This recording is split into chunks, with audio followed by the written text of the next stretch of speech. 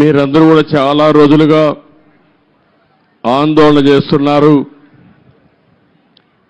1631 రోజులు ఆందోళన చేసి ఈ ప్రభుత్వం వచ్చిన తర్వాత మళ్ళీ అభివృద్ధి జరుగుతుందనే నమ్మకంతో ఆందోళన అజిటేషన్ విరమించారు.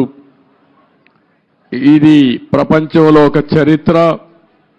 ఒక రాజధాని కోసం, అమరావతి కోసం సరే అభినందనలు. మీ చొరవ, మీరు పోరాడిన విధానం చూస్తే ఇది భావితరాలకు కూడా ఒక ఆదర్శంగా నిలిచిపోతుంది. అయితే ఈరోజు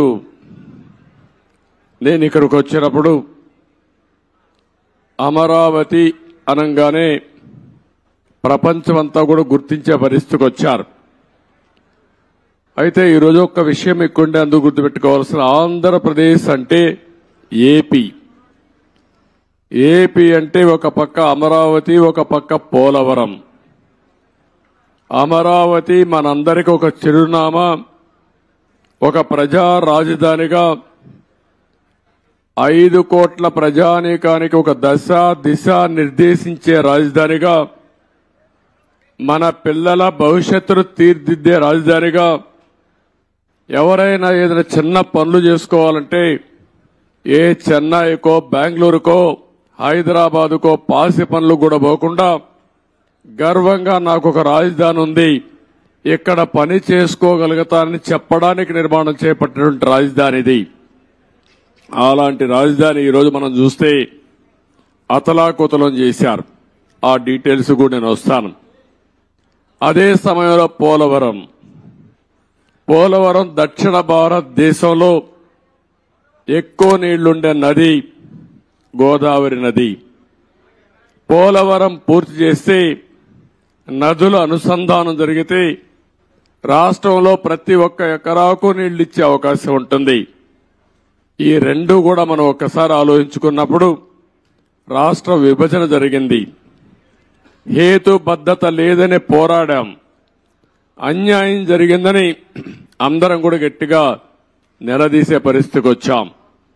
ఆ సందర్భంలో ఒక ఆర్థిక నగరమైనటువంటి హైదరాబాద్ నగరం తెలంగాణ రాష్ట్రానికి వెళ్తుంది కాబట్టి మళ్లీ ఇక్కడ ఒక నగరం కట్టుకోవాలంటే దీనికి తోడ్పాటు ఇస్తామని, ఇంకొక పక్క పోలవరాన్ని పూర్తి చేస్తే ఈ రాష్ట్రానికి కొంతవరకు వెసులుబాటు వస్తుందనే ఉద్దేశంతోనే ఈ రెంటికి కూడా విభజన చట్టంలోనే ప్రత్యేకంగా మెన్షన్ చేస్తూ ఒక పక్క పోలవరాన్ని జాతీయ ప్రాజెక్టుగా, అమరావతికి ఆర్థిక సహాయం చేయడానికి ముందుకొచ్చారు. అయితే ఈరోజు మనం చూస్తా ఉంటే, మొన్నే పోలవరం పోయొచ్చాను. నా ఆవేదన చెప్పాను. కొన్ని వందల సార్లు వర్చువల్ రివ్యూ చేశాను. ఇంకొక పక్క నేరుగా ఫిజికల్ గా 40-31 సార్లు వెళ్ళాను. కానీ ఈరోజు పోలవరాన్ని గోదావరిలో కలిపేసే పరిస్థితికి వచ్చారు. ఈరోజు ఏం చేయాలని అర్థం కాని పరిస్థితి. ఏం చేయాలన్న 4-5 సంవత్సరాలు ఖర్చులు కూడా డబుల్ అయిపోయే పరిస్థితికి వచ్చింది. ఒక వ్యక్తి యొక్క మూర్ఖత్వం వల్ల, ఒక పోలవరం వల్ల రాష్ట్రానికి ఒక వరంగా ఉండవలసిన పోలవరం ఈరోజు ఒక శాపంగా మారిపోయే పరిస్థితి వచ్చింది. అది నేను మొన్నే మాట్లాడాను, మళ్లీ నేను మాట్లాడతాను.